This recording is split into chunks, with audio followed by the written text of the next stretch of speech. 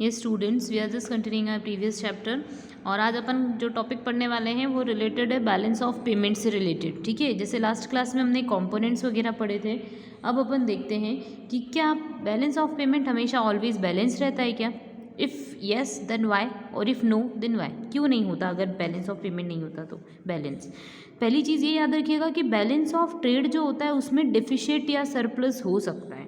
Surplus means कि आपने export ज़्यादा किया है यानी आपके पास फॉरेन करेंसी आई है और इंपोर्ट कम किया होगा तो आपके पास डेफिसिट हो जाएगा। ठीक है, क्योंकि इंपोर्ट करेंगे अगर आप तो आप पेमेंट करेंगे वो अपनी कंट्री के लिए इकोनॉमिकली सही नहीं होता है। या अपन ये सोच सकें कि बेटर होगा कि अगर फॉरेन करेंसी हमारे पास आए तो वो सरप्लस में भी हो सकता है, डेफिसिट में भी हो सकता है। अगर इंपोर्ट ज़्यादा हो गया तो डेफिसिट में हो जाएगा, अगर एक्सपोर्ट ज़्यादा है तो सरप्लस में हो जाएगा। बस ये ध्यान रखना है और कुछ नहीं। आगे बैलेंस ऑफ पेमेंट की बात करते हैं तो the balance of trade off a nation में नॉट बैलेंस, जैसा कि मैंने आपको बोला वो फेवरेबल भी हो सकता है, अनफेवरेबल भी हो सकता है। But if we talk about the balance of payment then it always be balance. क्यों बैलेंस होता है? तो just because it follows the concept of double entry. और कैन वी से दिस कि यहाँ पे रिसिप्ट और पेमेंट होता है तो your total receipt from foreign country would equal to your total payment to the foreign country. या हम बोल सकते हैं the balance of payment of a country is always balance in the sense that the total payments are equal to total receipts according to the principle of double entry concept. If all the entries are made correctly, the total credit would equal to the total of debit. तो total credit total debit के equal होता है। Thus from the point of view of accounting, the balance of payment is always in equilibrium. अब ये आप लोगों को one liner की फॉर्म में पता होना चाहिए कि which account is in equilibrium always, तो balance of payment. But it is important to note that the current account and capital account both are taken into account as such. Simple सी बात है, हमको तो पता है कि the component of balance of payment would be current account and capital account. So if only current account is taken into consideration, the balance of payment may not be equilibrium. Means आपको ये ध्यान रखना है कि if we talk about the balance of payment, then we are talking about our current account as well as our capital account. So both of these two account, ठीक है, would be equalized. ठीक है, ये दोनों को use करोगे तभी जाके आपका कैपिटल और करंट अकाउंट का बैलेंस अगर आप यूज करोगे तभी आपका बैलेंस ऑफ पेमेंट क्या होगा? इक्वल। अगर आप एक ही अकाउंट को लेके चलोगे तो इक्वलाइज नहीं होगा क्योंकि इसका जो डेफिसिट सरप्लस होता है वो आगे ट्रांसफर हो जाता है। ठीक है, तो हम ये बोल सकते हैं, जैसे एग्जाम्पल दे रखा है, if a country has imported more than it had export it will have to borrow from the abroad to pay for this excess import and this will be registered as the inflow of capital. Simple सी बात है, अगर आपने country के अंदर import किया है goods को, ठीक है, अगर आपने इंपोर्ट किया then you have to pay for foreign currency. अब आपको फॉरेन करेंसी के अंदर पे करना पड़ेगा। तो अगर हम इंपोर्ट करते हैं मोर देन एक्सपोर्ट देन हमको क्या करना पड़ेगा? बोरो करना पड़ेगा फॉरेन करेंसी से, और फॉरेन करेंसी से बोरो करेंगे तो वो काय के अंदर चला जाएगा? कैपिटल रिसिप्ट के अंदर। तो ऑटोमेटिकली वो चीज़ क्या हो जाएगी? बोरो। क्योंकि जितना सरप्लस या जितना एक्सेस जो आपका अमाउंट था जो आपको पे करना था उतना तो आपने बोरो कर लिया, तो जितना पेमेंट हुआ उतना ही रिसिप्ट हुआ। ये क्या हो जाएगा? इक्वलाइज हो जाएगा। ठीक है, इसलिए ये इक्वल होता है, इसके पीछे का लॉजिक ये होता है इक्वल होने का। Next, current account capital account को एक बार और ढंग से पढ़ लेते हैं, हेडिंग दे रखी है। तो current account refers to that account in which all the receipts and payment for the current year are entered. Simple सी बात है, ये अकाउंटिंग ईयर के अकॉर्डिंग होता है तो एक ईयर की सारी इन्फॉर्मेशन होती है। And capital account represent that the account which accepts the international investment and indebtedness, यानी इंटरनेशनल लेवल पे आपने कहीं इन्वेस्ट किया है या फिर आपने कहीं से बोरो किया है तो it would be recorded there. ठीक है, अब हम आगे की बात करते हैं। तो the difference between current account and capital is just like the difference between income and capital. Income और कैपिटल के बीच में जो डिफरेंस होता है वैसे ही कैपिटल और करंट अकाउंट के बीच का डिफरेंस होता है। अब अपन डिफरेंस बिटवीन से रिलेटेड कॉन्सेप्ट पढ़ लेते हैं। सो सबसे पहले बैलेंस ऑफ ट्रेड और करंट अकाउंट के बीच में क्या डिफरेंस होता है? तो you can say that balance of trade includes only visible items. दूसरा, करंट अकाउंट के अंदर visible item as well as invisible item दोनों होते हैं, क्योंकि आपको पता है करंट अकाउंट किसका पार्ट होता है? बैलेंस ऑफ पेमेंट का। येस और नो? बैलेंस ऑफ पेमेंट में दो अकाउंट होते हैं, करंट और कैपिटल, तो यहाँ तो दोनों आइटम्स को अपन को इंक्लूड करना है। आगे, it is a part of current account. ये करंट अकाउंट का एक पार्ट होता है। हमने पढ़ा था ना इसका कॉन्सेप्ट कि ये नैरो होता है और ये ब्रॉडर होता है बैलेंस ऑफ पेमेंट। तो simple, it includes balance of trade. Current account के अंदर बैलेंस ऑफ ट्रेड भी इंक्लूडेड होता है क्योंकि ये ब्रॉडर कॉन्सेप्ट होता है। अब आगे डिफरेंस बिटवीन देते हैं। तो डिफरेंस बेटा एक बार डिफरेंस बिटवीन अच्छे से इसलिए पढ़ना पड़ते हैं क्योंकि इससे हमारा कॉन्सेप्ट जो है ना वो पॉइंट वाइज भी क्लियर होता जाता है। करंट अकाउंट और कैपिटल अकाउंट का मीनिंग पर डिफरेंस पड़ते हैं। तो it represent the flow concept because it includes all the items of flow. ये सारे फ्लो वाले कॉन्सेप्ट के बारे में रिप्रेजेंट करता है, यानी जिससे इनफ्लो हो रहा है या तो फिर आउटफ्लो हो रहा है। नेक्स्ट कैपिटल अकाउंट जो होता है वो स्टॉक से रिलेटेड कॉन्सेप्ट होता है, यानी it represent the stock concept because it includes all the item regarding the changes in stock. आपके स्टॉक में क्या क्या चीज़ें चेंज हो रही है उसके अकॉर्डिंग ये रिकॉर्ड करता है। अब एग्जाम्पल पढ़ेंगे तो और अच्छे से समझ में आएगा। इफेक्ट ऑन इकोनॉमी, तो current account transactions result in a change in the current level of income. इससे हमारा कंट्री का करंट लेवल ऑफ इनकम क्या होता है, चेंज होता है। काय में लिखा होता है ये करंट अकाउंट। बट अगर हम कैपिटल अकाउंट की बात करते हैं तो capital accounts transactions result in a change in the capital stock of a country. इससे हमारी कंट्री का कैपिटल स्टॉक जो है वो चेंज होता है। आगे current account comprises, current account में क्या क्या इंक्लूडेड होता है या क्या कंपोनेंट होते हैं, तो विजिबल ट्रेड हो सकता है, इनविजिबल ट्रेड हो सकता है, unilateral transfer and income receipts and payment. ये आपको पता है विजिबल ट्रेड क्या होता है, तो इंपोर्ट एक्सपोर्ट जो फिजिकली गुड्स दिख रहे हैं। इनविजिबल के अंदर जो चीज़ दिख नहीं रही, जैसे गुड्स के अलावा क्या होती है, तो सर्विसेज होती है। तो सर्विसेज प्लस यूनिलेटरल अगर आपने ट्रांसफर किया यानी सिंगल साइडेड अगर ट्रांजेक्शन है, जैसे गिफ्ट की फॉर्म में हो सकता है, रिवॉर्ड की फॉर्म में हो सकता है वो। इनकम रिसिप्ट्स एंड पेमेंट, जो भी इनकम से रिलेटेड रिसिप्ट पेमेंट होती है वो हम करंट अकाउंट में लिखते हैं। So what can we write in capital account, capital account में क्या लिखेंगे, तो one capital account comprises the borrowing and lending from the abroad and to abroad, यानी हमने अब्रॉड से ले रखा है या अब्रॉड को दे रखा है इन्वेस्टमेंट पर्पज से लिए। Investments to the from the abroad, जो भी फॉरेन कंट्रीज की साइड से इन्वेस्टमेंट है they also be included there. and changes in foreign exchange reserve, so whatever would be the change in foreign exchange reserve it should be recorded there only. Okay, hope you got it.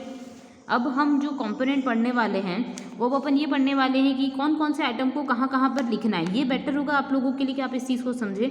Items to be credited, तो जो भी item हमको credited करने हैं current account के अंदर वो लिखें, और आइटम्स जो हमको कंपोनेंट कैपिटल अकाउंट में क्रेडिट डेबिट करना है वो लिखें। ठीक है, तो कौन कौन से आइटम हम क्रेडिट करते हैं, तो आप कॉमन सेंस लगाओ। क्रेडिट वो चीज़ होती है जिससे हमारा रिसिप्ट इंक्रीज होता है, डेबिट वो चीज़ होती है जिससे हमारा बैलेंस कम होता है या डिक्रीज होता है। तो अगर अपन क्रेडिट की बात कर रहे हैं तो आप कॉमन सेंस लगाओ कि जब एक्सपोर्ट करेंगे तो फॉरेन एक्सचेंज आएगा, तो वो क्या होना चाहिए, क्रेडिट। नेक्स्ट इनविजिबल, अगर आपने कोई ट्रेड कर रखा है यानी सर्विसेज की फॉर्म में, तो आपको वहाँ से करेंसी मिलने वाली है तो आप क्या करोगे उसको, क्रेडिट। नेक्स्ट यूनिलेटरल ट्रांसफर, अगर आपको रिसीव हुआ है कहीं बाहर से आपको गिफ्ट मिला है तो आप क्या करोगे उसको क्रेडिट करोगे। तो सिंपल सी बात, रिसिप्ट वाली जो चीज़ें होती है जिससे इंक्रीज होता है, आप शॉर्ट में यहाँ पे लिख सकते हैं बैलेंस कैश का, वो अपन इंक्लूड करते हैं। और डेबिट क्या करते हैं, जिन ट्रांजेक्शन से कैश या रिसिप्ट या फॉरेन एक्सचेंज हमारा डिक्रीज होता है या करेंसी के बारे में, सॉरी करेंसी नहीं, हम ये बोल सकते हैं कि हमारी साइड से पेमेंट हो रहा है तो उसको अपन क्या करने वाले, डिक्रीज। तो विजिबल ट्रेड यानी कि इंपोर्ट ऑफ गुड्स, अगर हम इंपोर्ट करेंगे तो हमको पैसे देने पड़ेंगे।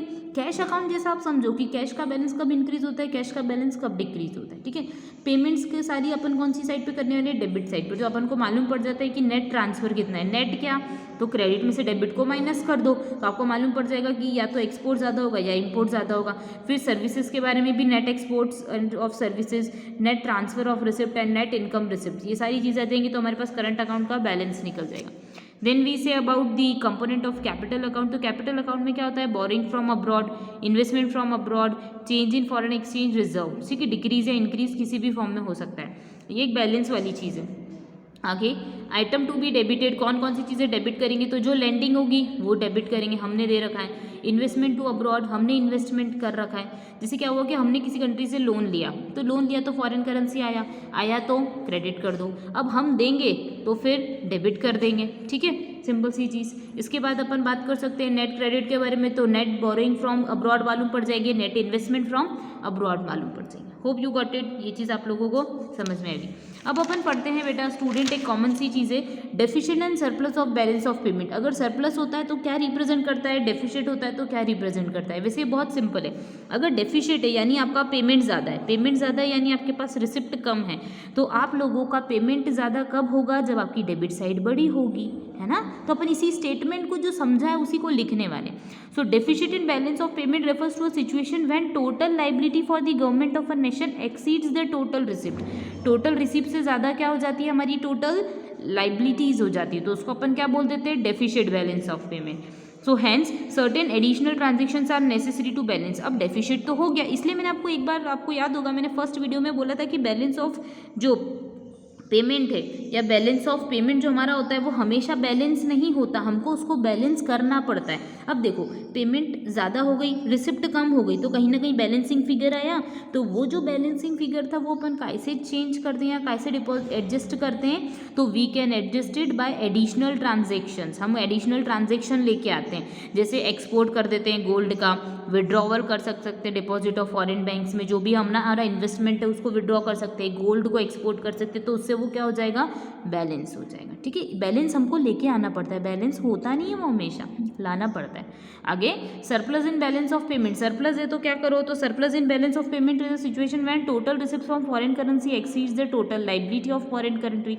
ठीक है, तो हमारी जब रिसिप्ट ज़्यादा होती है तो हम क्या बोल सकते हैं उसको, सरप्लस है। एक बात याद रखना, रिसिप्ट ज़्यादा तो सरप्लस, रिसिप्ट कम तो डिफिसिट। हैंस इंपोर्ट, जैसे वहाँ पे जो कंडीशन थी उसका उल्टा लगा दो, क्या वहाँ पे एक्सपोर्ट कर रहे थे गोल्ड को तो फॉरेन करेंसी आ रही थी और फॉरेन करेंसी आ रही थी तभी हम इक्वलाइज कर पा रहे थे, तो अब यहाँ क्या करेंगे, पैसे ज़्यादा हैं, पैसे ज़्यादा हैं, ठीक है, तो हमारे पास ज़्यादा है तो हम क्या कर लेंगे, गोल्ड को इंपोर्ट कर लेंगे। क्या कर लेंगे, इंपोर्ट, क्योंकि गोल्ड को इंपोर्ट करेंगे तो पैसे चले जाएंगे, और पैसे चले जाएंगे तो वो बैलेंस हो जाएगा, क्योंकि हमारे पास क्या है, रिसिप्ट ज़्यादा है, हमारे पास पैसे ज़्यादा पड़े, इसीलिए तो वो सरप्लस में, पैसे ज़्यादा है तो उसको यूटिलाइज कर लो। यूटिलाइज कैसे कर लो, फंड खरीद लो या गोल्ड को परचेज कर लो, और अदर फॉरेन असेट्स को परचेस कर सकते हो या बाई कर सकते, इंपोर्ट कर सकते हो। परचेस तो नहीं बोलेंगे अपन, इंपोर्ट बोलेंगे, क्योंकि कंट्री के साथ ट्रांजैक्शन कर रहे हैं ना, इसलिए।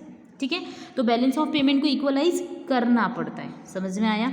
अब आगे की बात करते हैं अपन, तो ऑटोनोमस इन्वेस्टमेंट क्या होते हैं और एकोमोडेटिंग आइटम क्या होते हैं, इनके बारे में अपन लोग पढ़ लेते हैं। तो ऑटोनोमस इन्वेस्टमेंट क्या होते हैं, तो autonomous items are those international trade and commercial transactions taking place due to some financial motive like profit maximisation. तो जो भी हम बेनिफिट या सॉरी जो भी हम इन्वेस्टमेंट कर रहे हैं या जो भी हम ट्रेडिंग कर रहे हैं या कमर्शियल ट्रांजेक्शन कर रहे हैं, तो our main motive is just to maximise our profit, so it would be our autonomous items. ठीक है, these items are called above the line item, इनको क्या बोलते हैं अपन, above the line item. Such transactions are independent to the position of the balance of payment, यानी कि ये क्या होते हैं, इंडिपेंडेंट होते हैं। आपने एक चीज़ पढ़ी होगी ऑटोनोमस और एक होता है इंड्यूस्ड, अपन ने पढ़ा था लास्ट क्लास में नहीं, लास्ट चैप्टर्स में, है ना। तो ऑटोनोमस इन्वेस्टमेंट होता है, एक इंड्यूस्ड इन्वेस्टमेंट होता है। तो इंड्यूस्ड इन्वेस्टमेंट डिराइव्ड इन्वेस्टमेंट होता है, बट ऑटोनोमस हमेशा चीज़ क्या होती है, उसका किसी से कोई रिलेशन नहीं होता है, ये इंडिपेंडेंट होता है। ऑटोनोमस इन्वेस्टमेंट हमेशा इंडिपेंडेंट होता है और इंड्यूस्ड इन्वेस्टमेंट जो होता है वो डिपेंडेंट होता है, यानी कि जैसे अगर आप लोन लेने के लिए गए तो इसके बिहाफ में आपको क्या करना पड़ेगा, एक बॉन्ड भरना पड़ेगा। तो आप बॉन्ड भर रहे हो जस्ट बिकॉज आपको लोन लेना है, तो वो डिराइव्ड वे में होता है, इंडिपेंडेंट नहीं होता है। बट अगर आप किसी चीज़ को ऐसे पर्सनल मोटिव या सिर्फ इंडिपेंडेंट मोटिव से करते हो तो वो चीज़ क्या होती है, ऑटोनोमस होती है। होप यू गॉट इट, ये चीज़ आपको समझ में आई होगी। ठीक है, तो एग्जाम्पल जैसे दे ही रखा है, if USA making investment in India with a view of earning profit, USA हमारे पास आ रहा है, इन्वेस्टमेंट कर रहा है और उसको प्रॉफिट चाहिए, तो such transaction will be independent of India's balance of payment positions. ठीक है, ऑटोनोमस ट्रांजेक्शंस में भी both current account and capital account, वो करंट कैपिटल दोनों में से दिख सकते हैं। सिंपल सी बात है, अगर आप इंडिपेंडेंट कोई मोटिव को यूज़ करके कोई ट्रांजेक्शन कर रहे हो तो it would B autonomous item. ये कैपिटल में भी हो सकते हैं, करंट में भी हो सकते हैं। ठीक है, जैसे merchandise export and import of gold will be autonomous transaction, receipt and repayment of long term loans, ठीक है, तो वो क्या हो जाएगी, कैपिटल ट्रांजेक्शन। ये तो आपको पता है कि जिससे अपनी लाइबिलिटी क्या हो रही है, लाइबिलिटी इंक्रीज हो रही है या अपने असेट्स क्या हो रहे हैं, डिक्रीज, तो वो कैपिटल नेचर की चीज़ होती है। अदरवाइज जिससे लाइबिलिटी और असेट्स से रिलेशन नहीं होता वो करंट से रिलेटेड होती है। ये तो अपन ने कब पढ़ा था, जब अपन ने बजट पढ़ा था, है ना, इसलिए ये दोनों चैप्टर्स मैंने आपको साथ साथ में करवाएं। नेक्स्ट हम बात कर सकते हैं एकोमोडेटिंग आइटम्स के बारे में। तो एकोमोडेटिंग आइटम्स क्या होते हैं, तो by accommodating items we means the transactions which are undertaken into the cover the deficit or surplus of autonomous transaction, means if there is any surplus or if there is any deficiency then it could be set off with the help of accommodating item। Just assume हमने कोई autonomous transaction किया, हमारा profit आया या surplus आया या deficit आया, ठीक है, तो whatever would be your surplus और डेफिशिट, उसका यूटिलाइज कर रहे हो आप किसी और चीज़ को सेट ऑफ करने के लिए, उसका यूज कर रहे हो आप किसी और चीज़ के लिए, तो it would B accommodating item, मतलब इसके बिहाफ पे ये वर्किंग करता है। ठीक है, सो आगे की बात करते हैं। These items are called below the line, वो अबाउ द लाइन थे तो ये बिलो द लाइन है, इसका जस्ट अपोजिट है। ठीक है, अब एग्जाम्पल देख लेते हैं। So there is a current account deficit in the balance of payment, just assume balance of payment में करंट अकाउंट में डेफिसिट चल रहा है। So as such it is deficit is settled by capital inflow. अब deficit है तो अपन को कैपिटल का इनफ्लो करना पड़ेगा। And foreign exchange reserves and borrowing from the IMF और foreign monetary authorities meet such deficiency, यानी जो भी डेफिशिएंसी होगी उसको सॉर्ट आउट करना है आपको। तो उसके लिए आपने क्या करा, IMF से ट्रांजेक्शन किया, फॉरेन एक्सचेंज रिजर्व्स में से पैसे निकाले, बोरिंग्स करना स्टार्ट की, तो it would B accommodating item. तो इसलिए इसको क्या बोलते हैं, बिलो द लाइन आइटम। ये किसी और को सेट ऑफ करने के लिए अपन ने करा है, ठीक है, वो इंडिपेंडेंट था। ये करंट अकाउंट का जो बैलेंस नेगेटिव आ रहा था या डेफिसिट आ रहा था उसको सेट ऑफ करने के लिए हमने ये ट्रांजेक्शन्स करे। Okay, hope you got it. तो ऑटोनॉमस जो होते हैं वो इंडिपेंडेंट होते हैं, अकोमोडेटिंग जो होते हैं वो डिपेंडेंट होते हैं। ये अराइज हो सकते हैं, ठीक है, और ये किसी और रीज़न से अराइज होते हैं, किसी रीज़न को सेट ऑफ करने के लिए होते हैं, इसलिए इनको अबाव द लाइन बोलते हैं और इनको बिलो द लाइन बोलते हैं, ठीक है। अब होप यू गॉट इट, ये चीज़ आपको समझ में आ गई होगी। अब अपन पढ़ते हैं importance of balance of payment की। क्या बैलेंस ऑफ पेमेंट की कोई इंपॉर्टेंस है? अब बेटा इसके डिफरेंस बिटवीन को भी आप समझ सकते हैं। इंपॉर्टेंस पढ़ते हैं तो one is international economic position. तो simply we can say that कि जो हमारा फॉरेन बैलेंस ऑफ पेमेंट होता है वो अपन को इंटरनेशनल लेवल पे what ever is our economic position it could be easily ascertain with the help of our balance of payment, just because it shows you the all the information related with your resident and non resident, यानी आपने अपने resident को, sorry non resident नहीं, rest of the world के साथ जो transaction किया है वो रिकॉर्डेड होगा ड्यूरिंग एन अकाउंटिंग ईयर या during an year. Next, trend of foreign trade, यानी अपन को ट्रेड मालूम पड़ जाता है हमारा फॉरेन ट्रेड में क्या ट्रेंड है, कि क्या हम किस टाइप के गुड्स का इंपोर्ट ज़्यादा कर रहे हैं, किसका एक्सपोर्ट कर रहे हैं। तो वी कैन इजीली एनालाइज और वी कैन इजीली जज that what is the trend of our foreign trade. तो हमारा जो भी FT हुआ है यानी एक्सपोर्ट और इम्पोर्ट हुआ है, तो हम देख सकते हैं कि अच्छा इस बार एक्सपोर्ट ज़्यादा हुआ है, कौन कौन से गुड्स का हुआ है, तो उसके अकॉर्डिंग अपन SEZ बना के क्या कर सकते हैं, एक्सपोर्ट को इंक्रीज। तो we can easily analyse the trend of our trade. Next is foreign debts and its repayment. तो whatever would be your foreign debts, मतलब आपने कोई किसी अदर कंट्री से लोन ले रखा है तो you can easily analyse it कि आपने कितना लोन ले रखा है। जैसे कंपनी की बैलेंस शीट होती है, सारी इन्फॉर्मेशन देती है कि अच्छा आपने शेयर से इतने पैसे लिए, डिबेंचर से इतने पैसे लिए, आपके करंट असेट्स इतने, तो अपन उसके बेसिस पे जो यूजर्स होते हैं वो डिसीजन मेकिंग करते हैं। सो सेम वे में बैलेंस ऑफ पेमेंट जो होता है वो भी ऐसे ही होता है। इसमें क्या होता है, कंट्री के बारे में हम ये सोचते हैं कि अच्छा हमारी कंट्री ने फॉरेन से इतना लोन ले रखा है, हमने इतना लोन रीपे कर रखा है, तो इसका ट्रांजेक्शन का इफेक्ट हम देते हैं बैलेंस ऑफ पेमेंट में। तो we can easily analyse it कि कितना लोन ले रखा है, कितना पेमेंट किया है, तो हम इजीली जज कर सकते हैं। Just like the balance sheet of a nation. Effect of devaluation means if there is any devaluation in our currency, जैसे अगर बैलेंस ऑफ पेमेंट जो होता है वो बहुत हेल्पफुल होता है। अगर कभी हमारी कंट्री की डीवैल्यूएशन हो रही है करेंसी की, तो हम इजीली क्लियरली उसको एनालाइज कर सकते हैं, असर्टेन कर सकते हैं। Next, effect on national income. तो इसका क्या नेशनल इनकम पे इफेक्ट होता है? सिंपल सी बात है, क्यों नहीं होगा। देखो एक बात बताओ, आप ही कॉमन सेंस लगाओ, एक फैमिली है, फैमिली कुछ इनकम जनरेट कर रही है, उसी के बेसिस पे तो वो एक्सपेंडिचर करेगी, सिंपल सी बात है। मतलब अगर किसी की family income 10,000 rupees per month है तो वो अपने आप को सर्वाइव करेंगे 10,000 में ही, और किसी फैमिली की इनकम 50,000 पर मंथ है तो वो 50,000 के अकॉर्डिंग एक्सपेंडिचर करेंगे, येस और नो। तो स्टैंडर्ड ऑफ लिविंग तो अलग अलग हो गई, सही। तो वैसे ही सेम वे में आप कोरिलेट कर सकते हो अपने नेशन के साथ, ठीक है। तो क्या इफेक्ट पड़ता है, तो if national income is high, अपनी नेशनल इनकम जो अच्छी होगी तो हम ट्रेड अच्छे से कर पाएंगे। तो बैलेंस ऑफ पेमेंट जो होता है वो बेसिकली हमको फॉरेन ट्रेड के बारे में भी इन्फॉर्मेशन देगा, प्लस अपनी नेशनल इनकम के बारे में भी शो करेगा, उसके अकॉर्डिंग ही तो अपन ट्रेड करेंगे। Next, knowledge of balance of payment with countries of different countries. सीधी सी बात है कि हम डिफरेंट कंट्री की जो भी करेंसीज है उनके साथ हमारा क्या ट्रांजेक्शन हुआ इसकी इन्फॉर्मेशन हमको प्रोवाइड करते हैं। Knowledge of the extent of dependence on foreign assistance means how can we say that कि हम इंडिपेंडेंट बॉडी है, means we are dependent on foreign countries ना फॉर असिस्टिंग एम, उनसे कुछ असिस्टेंस लेते हैं, उनसे कुछ हेल्प लेते हैं। तो दैट पर्टिकुलर हेल्प की कौन सी चीज़ों को, जैसे अब जस्ट अज्यूम आप सोचिए कि पहले हमारी कंट्री इंडिया जो है वो चाइना से बहुत सारा इम्पोर्ट करती थी, ठीक है। बट अब अपन को मालूम पड़ा या गवर्नमेंट ने एक स्कीम लगाई या गवर्नमेंट ने एक मोटिव डिसाइड किया, उसके अंदर उन्होंने क्या बोल दिया, आत्मनिर्भर भारत। उसमें क्या करा, हमको बोला कि आप इंडिपेंडेंटली आप जो गुड्स एंड सर्विसेज जो आप इम्पोर्ट कर रहे हो, अभी आपने देखा ही होगा बजट के अंदर गवर्नमेंट ने ज़्यादा फोकस किस चीज़ पे किया, इसी चीज़ पे किया दैट कि जो भी आप सब्सटीट्यूट गुड्स है वो आप इंडिया में ही डेवलप करना स्टार्ट करो, so that what would happen with this, इससे क्या होगा, इससे हमको इम्पोर्ट करना कम करना पड़ेगा, हम कम इम्पोर्ट करेंगे तो हमारी कंट्री के लोगों को ही बेनिफिट होगा, हम इंडिया का ही प्रोडक्ट इंडिया के अंदर ही यूज़ करेंगे, तो इम्पोर्ट नहीं करेंगे तो हमारी कंट्री का करेंसी नहीं जाएगा और डेवलपमेंट अपनी इकोनॉमी में होगा, समझे। तो हमारा क्या होता है कि हम जो फॉरेन असिस्टेंस लेते हैं, प्लस असिस्टेंस लेना एक अलग चीज़ होती है और फॉरेन कंट्री से जो हम ज़्यादा कोई इम्पोर्ट करते हैं तो वो चीज़ अलग होती है, ठीक है। तो हमने जो फॉरेन असिस्टेंस या जो हेल्प से ले रखी है उसके बारे में इजीली मिल जाएगा नॉलेज।